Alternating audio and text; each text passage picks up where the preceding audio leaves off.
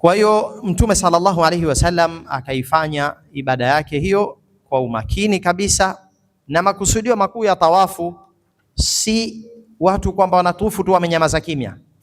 Kunyamaza kimya ni hasara, seuze tena ikawa watu wanasengenya, na wengine wanashughulishwa na vitu mulhiyat, vitu vya kupumbaza mithili ya simu. Watu tena pale wataanza kushughulishwa sana na vitu kama hivi, wakati kumbe lengo kuu la tawafu, sa'yu, ramyul jimar ni dhikr. Ibada ikiambatanishwa na dhikri ndio ibada inakuwa imekamilia. Innama ju'ila tawafu bilbait wa sa'i baina safa wal marwa wa ramyul jimar liiqamati dhikrillah. Mtume anasema si vinginevyo, tawafu na sa'yu na ramyul jamarat zote hizo zimewekwa kwa ajili ya kuisimamisha dhikr, na ndio maana kila kijiwe alichorembea alikuwa akisema Allahu akbar kule katika jamarat. Basi pia katika tawafu dhikri inatakiwa itawale. Hali kadhalika katika sa'yu ni sawa tu dhikri hiyo iwe kusoma Qur'an au adhkar mbalimbali, subhanallah walhamdulillah, au dua. Wakasema hata kufundisha wakati mwenzio hajui ukamfundisha, au kaamrisha mema ukakataza mabaya, ni aina dhikr. Tawafu ambayo imeepukana na dhikri imepoteza lengo kuu sana, na ndio maana basi roho ya hija ni kitu muhimu. Alhajjul mabrur, hija njema ambayo malipo yake ni janna na inamfanya mtu arejeshwe kama aliyezaliwa na mamake, kama kwamba ndio siku kazaliwa na mamake, hana dhambi. Ni haji ambayo inataka bidii na juhudi, na Mtume sallallahu alaihi wasallam katika riwaya anasema afdalul hajj al-hajj wa thajj, hija bora ni ile ambayo al-hajj mtu atanyanyua sauti kwa ajili ya talbia na adhkar, na athajj atamwaga damu za wanyama kwa wingi. Na ndio maana Mtume sallallahu alaihi wasallam hakutosheka na mnyama mmoja tu, wakati mbuzi anatosha au kondoo, lakini yeye kaleta ngamia, tena si mmoja, ngamia 100, kashirikiana yeye na Ali ibn Abi Talib. Wote hao wengine wa ziada taqarruban ila Allah, kutaka aipambe vizuri hija yake. Kwa hija inapambwa kwa wingi wa dhikr na umwagaji wa damu, na damu hizi kadiri zikiwa nyingi za wanyama ambao wamechinjwa pale, ndio ile ibada inapambika zaidi. Na Mtume sallallahu alaihi wasallam akafanya tawafu mizunguko yake yote ile, na tunajua walillahi alhamdu taratibu wa mizunguko, mpaka alipomaliza akaja katika makamu Ibrahim na akaisoma aya wattakhidhu min maqami Ibrahima musalla,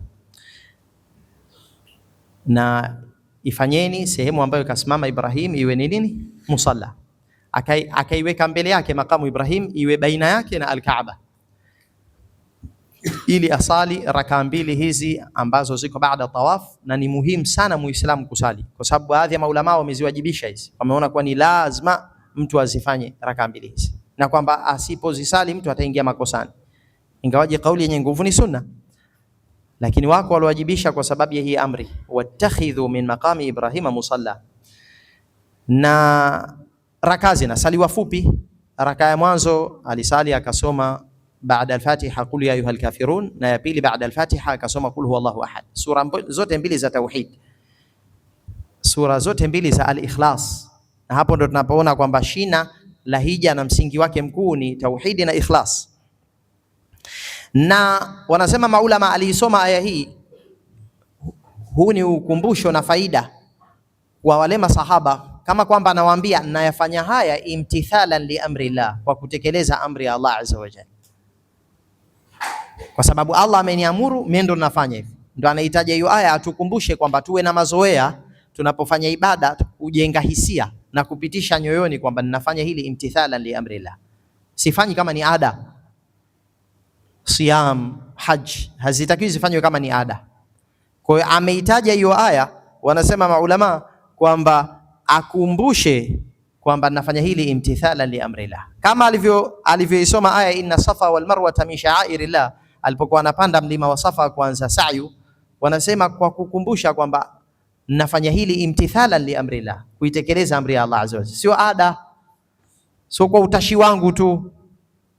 Na wakasema basi pia tunapotia udhu ni muhimu Muislamu kuwa na hisia ya kwamba nafanya hili kwa sababu kuna amri ya Allah, ya ayyuhalladhina amanu idha qumtum ila salati faghsilu wujuhakum. Na ibada inapata roho, inakuwa tamu pale mja anapopata hisia kwamba mimi ni mtumishi wa Allah azza wa jalla, na itekeleza amri ya Allah aliyoniamuru kutekeleza ibada hii. Kwa hiyo istishar ni hisia muhimu sana. Allah anapenda ibada ifanywe kwa hisia, na ndio maana hata kwenye siamu akataja jambo la iman na ihtisab. Ihtisab ni kutarajia malipo, kuyaamini malipo na iwe mtu anayatarajia yale malipo, na ndani ya moyo wake ana hamu ya ule ujira na ile kheri, na hapo anakuwa haichoki ibada wala hapati shida katika ibada, kwa sababu moyo wake kaukunjua.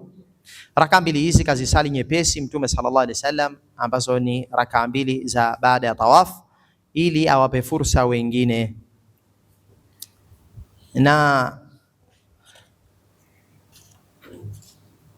katika makamu Ibrahim linalohusiana na pale ni jambo la raka mbili tu.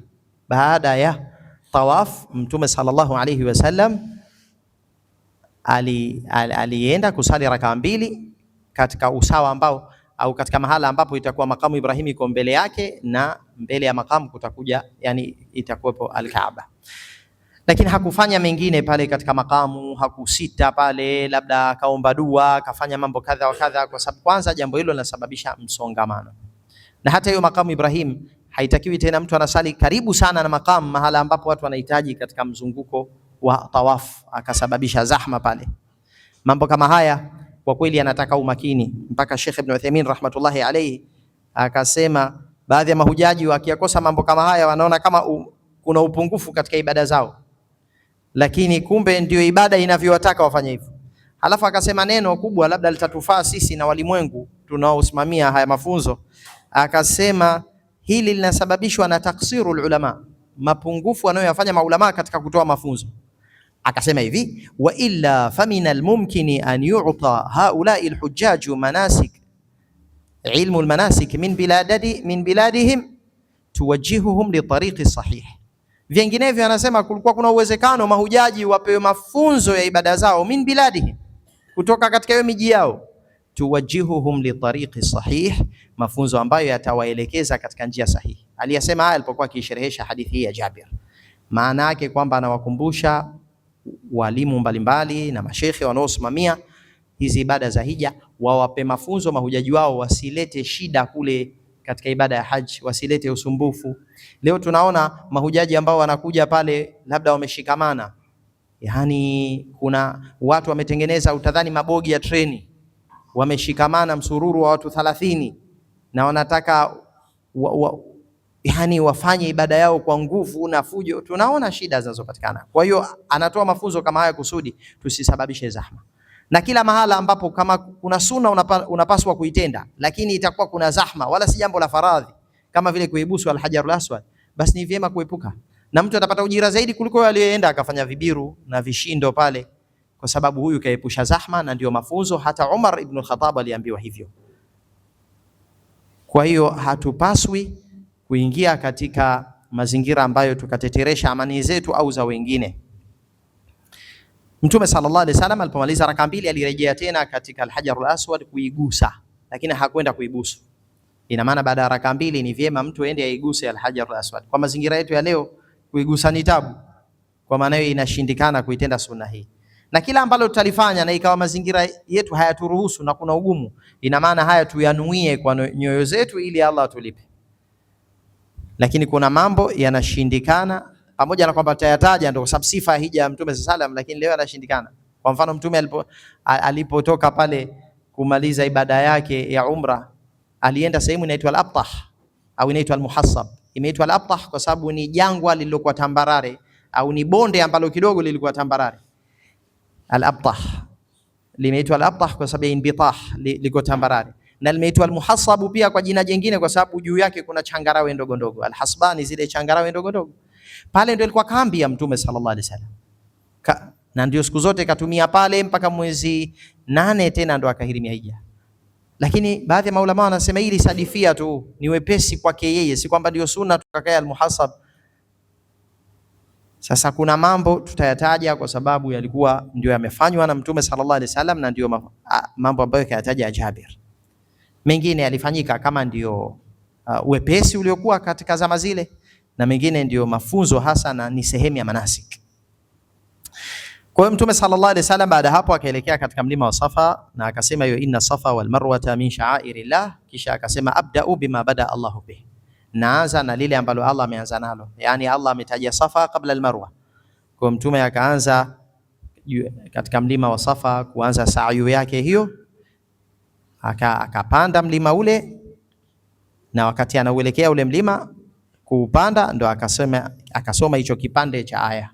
Na wako maulama wanasema mtu akimaliza aya yote pia hakuna tatizo, lakini hasa alichokinukulu Jabir ni kipande hichi, inna safa wal marwata min sha'airillah. Na pia wanasema hapo mtume alikuwa anatoa mafunzo, maana yake kwamba nayafanya haya kwa sababu ndio mafunzo ya Mola wangu, natekeleza amri ya Allah subhanahu wa ta'ala.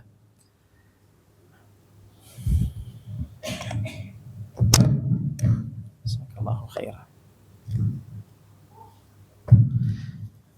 Jabir alinukulu kwa umakini sana ya mafunzo ili tuweze kujifundisha kitu kimoja baada ya chengine ambacho Mtume sallallahu alaihi wasallam alikifanya. Halafu Mtume sallallahu alaihi wasallam baada ya kupanda mlima wa Safa mpaka akafikia mahala anaiona al-Kaaba, na mara nyingi unakuwa unaona, au ndio kawaida, utaona kile kipembe ambacho kina al-Hajar al-Aswad. Alipofika mpaka katika mahala akawa anaweza kuiona nyumba hiyo ya al-Kaaba, akaelekea qibla, akanyanyua mikono yake. Hakunyanyua mkono kama anavyoashiria mtu kila anapofikia usawa wa al-Hajar al-Aswad katika mzunguko, kwamba vile mtu ananyanyua mkono anaashiria. Haikuwa hivyo, bali kanyanyua vitanga vyake viwili kwa ajili ya dua. Kwa hiyo takbiri hizo tatu alizileta alayhi salatu wassalam, na takbir ni sehemu ya thana, kwa sababu dua inakuwa ina thana na dua. Thana ni kumsifu Allah azza wa jalla, halafu inakuja dua. Hata suratul Fatiha nusu ni thana na nusu ya pili ni dua. Kwa hiyo ikawa ni adhkari hizo ambazo ni sehemu ya kumsifu Allah azza wa jalla, ili uwe ni ufunguo wa kujibiwa dua. Na pia akaleta ile dhikri yenye tauhidi ndani yake, la ilaha illa Allah wahdahu la sharika lah, lahul mulku wa lahul hamdu wa huwa ala kulli shay'in qadir, mpaka mwisho, dhikri ambayo tunaijua